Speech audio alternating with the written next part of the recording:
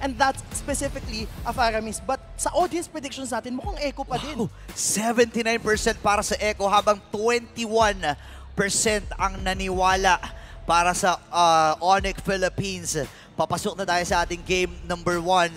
Huling serye ng ating gabi. Kapanapanabik kaninong win streak ang matutuldukan at sigurado tayo na may ma-end na streak dito sa araw na to. Game number 1 para sa Onyx Philippines at Echo. Masaya kapag nagtuloy-tuloy ang win streak. Medyo masakit naman sa puso kapag matutuldukan na. Pero abangan na natin kung ano talaga mangyayari dito sa laban. Oo, in terms of the early game, no, medyo lalamang dito yung side ng Echo kasi as we've mentioned kanina, mabilis talagang mag-rotate ang isang Baksha and continuously na natin sinasabi na ang isang Martis ay very snowball reliant. So kailangan pagalawin ng Onyx ng mas mabilis yung kanilang mid to ensure na makaka-pick off agad itong si Martis, nitong si Ryzen na naka-impure charge at ma-ensure na makaka-build agad siya ng madaming items. Isa sa mga kapansin-pansin dito at 3 agility plus 2 wilderness blessing. So in terms of the rotation, pagdating sa lawa, mabilis ang 2 kupunan na ito. Pero base dito sa mga, sabihin nating spells, Benny Cutie napilitan mag-purify dahil nga sa threat na meron itong si Rapido at si Cram.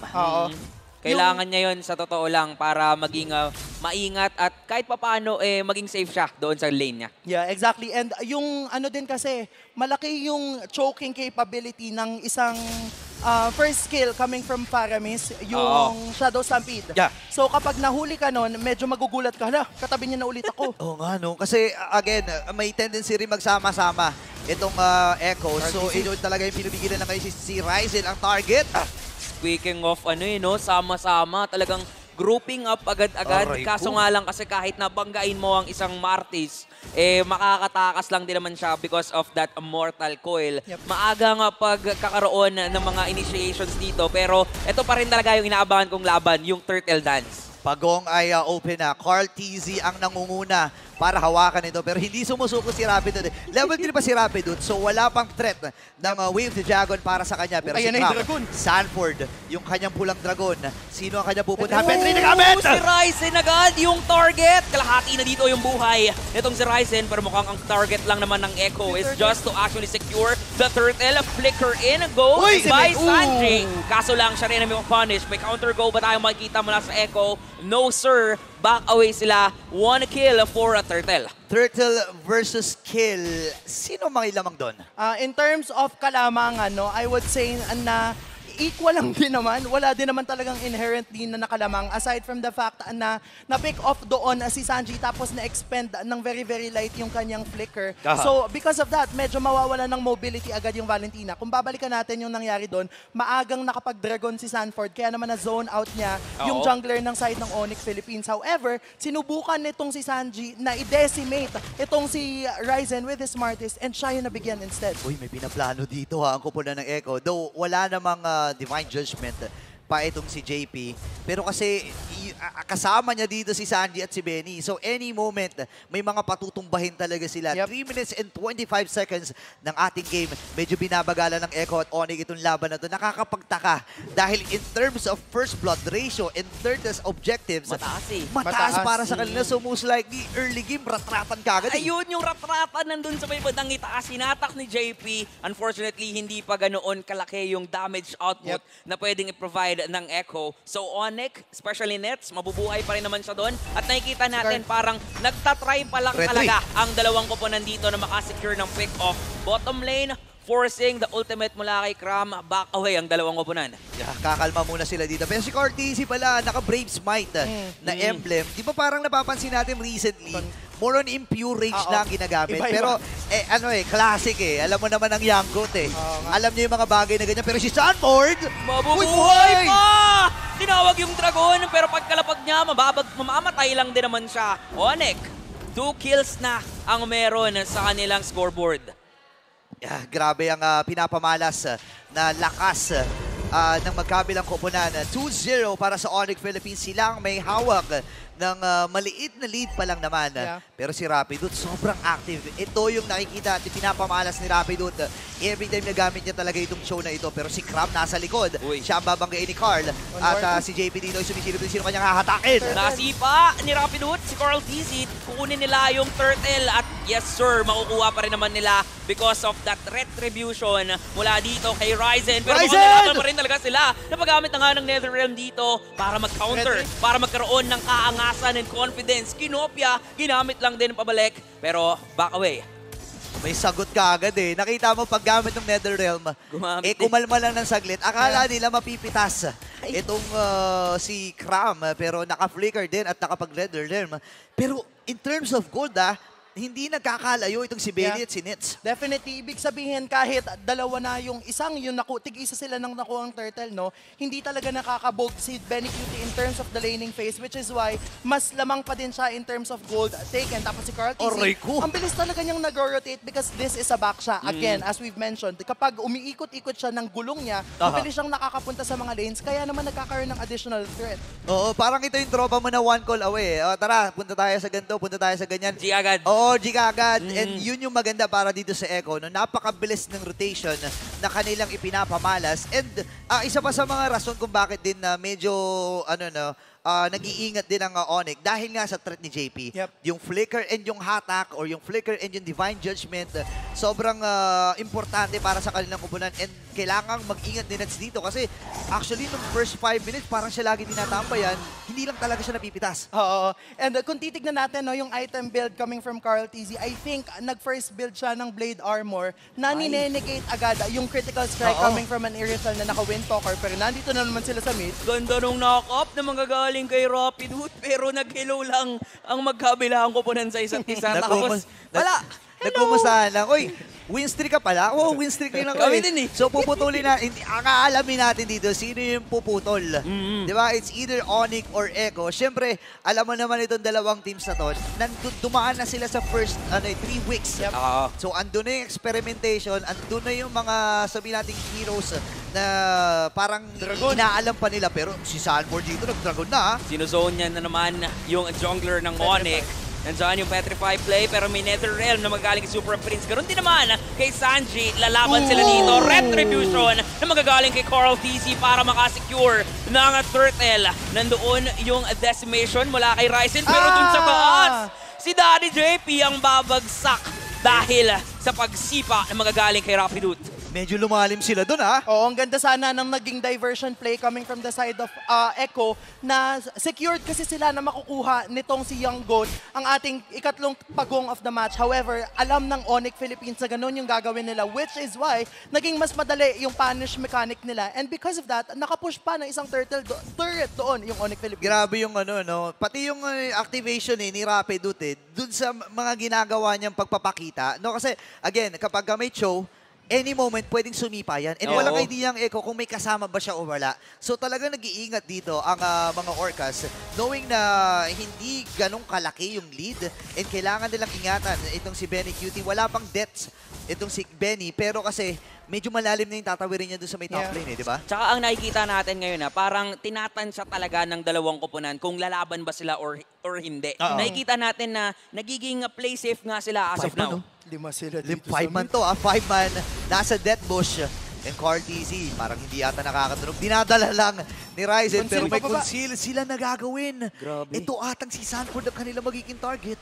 Uy, Pero wala silang aabutan. wala. Ganda. Kahit 4 na miyembro yun, mukhang na ano pa rin Yung top lane, na nakakaramdam pa rin doon itong si Sanford. Oo, sa lahat ng mga gustong mag-rank games dyan, no, kapag hindi nyo alam kung nasan yung mga kalaban nyo, pwede kayong pumuesto doon sa bush sa gitna ng second and first turret. That way, hindi kayo makukuha agad ng enemies Safe and ka. hindi nila makikita kung nasan yung pwesto nyo. Yeah, oo nga pala, no. Bilang isa sa mga parang mga semi-pro players na naglalaro rin sa Oo nga. collegiate. Oo, Maraming salamat sa malapit tip. yan Salamat sa tip at Dianara. Salamat. Isa kang henyo.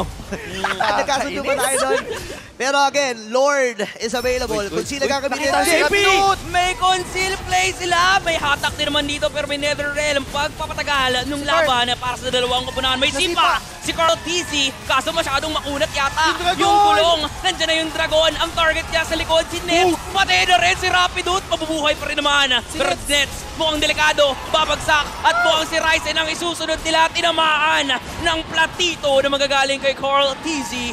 1-4-3 lamang ang Echo. Tatlo ang bagsak para sa mga Sonics. At si Carl TZ ay sumusugod na. Ano nangyari doon? Ang ganda na nakita agad ni Daddy JP doon si Rapidot sa bush. Kaya naman nung sinubukan siyang respohan ng kanyang mga kakampi na baliktad sila kasi nga naman meron pang Black Dragon form has arrived coming from Sanford's Yuzhong. And nung petrify niya, nahuli niya doon si Net sa backlines. And because of that, wala na agad damage dealer si side ng Onyx Philippines. Hindi na nga rumetri dito si Carl TZ. Kinuha na rin niya yung purple buff. So talagang ginugutom niya si Ryzen dito. Parang sinasabi niya, men, next game ka na maglaro, kami na muna ang bigyan mo. At Kami ang lahat. Onyx Philippines, kailangan nilang kumapit dito na baliktad na from 2K mula sa Onyx or from 1K mula sa Onyx, 2.5K na para dito sa Echo at ang Lord ay nasa may bandang itaas. Pwede nilang mabalanse in a way, pero wala eh, na-clear na kagad yung sa may gitna. Yeah. So top and bottom na lang ang kanilang inaasahan. At nakikita din natin dito na medyo nagiging matapang na rin talaga ang mga miyembro ng Echo. Nakasecure na kasi sila ng momentum. Di ba kanina parang sila yung nagiging passive. Kasi tinatansya pa lang nila. And ngayon na alam nilang sila na yung nanalo sa isang team fight, nandyan na yung confidence sa kanila. Naalala ko yung naglaban sila nung week number Versus 1. JP. Sabi ni Carly, Kunsil! masyado daw passive pero may Kunsil! May hatak din. Ryzen Buhay pa! mabubuhay. Clutch NetherRealm. Makakatakas. Pero Si si Nets, Nets! mukhang delikado yung buhay niya kasi nandito na yung Dragon. Grabe! Babagsak lang naman siya mula kay Very Cutie. Nandito yung NetherRealm na mula naman kay Sanji para tulungang masalba ang mga buhay ng kanyang kakampi. Walang mamamatay sa pamilyang ito. Echo, nanggigigil at kumukuha. Another one for the GOAT. Pero papasok na rin ang Echo dito. Reach 2,000 assists Grabe. in his career. Ang tapang nila dito sa loob ng base, under the turret. Kung merong under the sea, sila under the turret. Kasi nga naman, under the sea. Echo. Ang ganda ng confidence coming from JP kasi alam niya na makokopya nitong si Sanji, yung IMU coming from Super Friends Faramis. Because of that, alam niya na kahit medyo mapalalim siya in terms of using that Divine Judgment, maliligtas siya. And because meron nga silang team fight kit, because of that Dragon coming from Sanford's Yuzhong, alam niya, nalalamang talaga sila both in terms of pick-off and in terms of team fight. 5.5K gold dig para sa Echo at yung Black Dragon na kulay red. Yun talaga yung nagpapahirap dito eh. Napakaganda ng zoning. And threat talaga siya dito kay Nets eh. And makikita mo na hinahawakan lang talaga niya yung petrify niya na once na makita niya si Nets Nets. or even itong si Super Prince, gagamitin niya eh. Kasi ang goal lang naman niya dito, magamit ng maaga yung NetherRealm. Yun yung una. Pangalawa, ma-takedown kagad itong si Nets. Kasi hindi naman naka-purify to eh. Actually, sobrang ganda nga nung timing lagi ng Echo dito kapag lumalaban sila eh. Nakikita natin na napipilitan si Super Prince gumamit, saka pa lang pumapasok si Sanford, saka pa lang niya aabutin yung likod. Oo, ang ganda kasi kapag bagsak niya, yung cha essence, ang dami, di ba? Diba? Tapos ang ubos hirap. na agad yung mga multo coming from that NetherRealm. But looking at our items right now, almost lock item na itong si Benny Kitty at kulang na lang sa kanya ay yung Wind of Nature na hindi naman niya masyadong kinakailangan recently kasi si JP yung humaharap tapos kung sino man yung masasabunutan with the Divine Judgment, yun yung mamamatay. Yeah, and napansin ko rin na Super Prince nag-invest na rin into a Divine Glaive. So, magical penetration ang kanyang habol dito. And kasi ang uunat din ng mga heroes ng Echo eh. So, kailangan mong respetuhin, kailangan mong sumaludo. At ang Echo ngayon, ibibigay nila yung second Lord. This is a Luminous One. So, ito na yung tumatalon at kailangan nilang protektahan. Ngayon, paano ang pagdepensa ng Onyx sa laban na to? Kailangan ng Onyx Philippines na i-shove yung mga lanes na hindi minamarchahan ng Lord. That way, hindi magsasabay-sabay yung minion waves nila at ma-able nila na ma-burst down agad yung pangalawang Lord of the match na kapag humampas, wala na ding hahampasin sa gilid. Kaya nga, kailangan ma-burst down na muna nila yung Lord by shoving the minions dun sa mga top and bot. Yun nga eh, wala nang Tori dito sa may bandang gitna. sila. JP nagkunsila, any moment Ay, flicker to. na-cancel dahil doon sa Earth Shatter. Pero may sipa na magagaling kay Rapidut. Bagsak si Sanji ngayon. Mukhang madedepensahan pa naman to ng Onyx. Si Nets sa likod. Patay si Sanford. At ngayon, mukhang yung tatlong Sinets! miyembro na lang ang natitira para sa Echo. Pero ganun din naman for Onyx. Bagsak si Ryzen. Nice defense coming in from the Sonics. Wow, ibang klaseng depensa para sa mga Sonics. What a valiant defense coming from the side of Onyx Philippines kasi nakita nila na nag-conceal si Daddy JP and because of that, nag-cast agad ng Earth Shatter si Cram because nahuli na nila si Daddy JP. Alam nila na wala ng crowd control and nauna sila na makipagbalagbagan and i-punish yung ginawang execution ng side ng Echo. Look at the damage. Grabe na yung pinapamaras dito ni Nets. Though, medyo nahuli siya. Almost 3K. Tama, 3K gold lead against Benny QT. Pero gets mo Alam ni Nets dito na hindi ako pwedeng lumalim. Pero speaking of paglalim, naku, mababangga siya. Nahuli siya dito. Mukhang tinitipi-tipihan pa nga kasi alam niyang mag-isa na lang si Nets. At siya pa nga ang nahuli. Echo, makakasecure na naman ng advantage. Nirikulan pa sa mukha. Grabe ang Echo rito, pero makikita natin yung effort ng Onyx Philippines.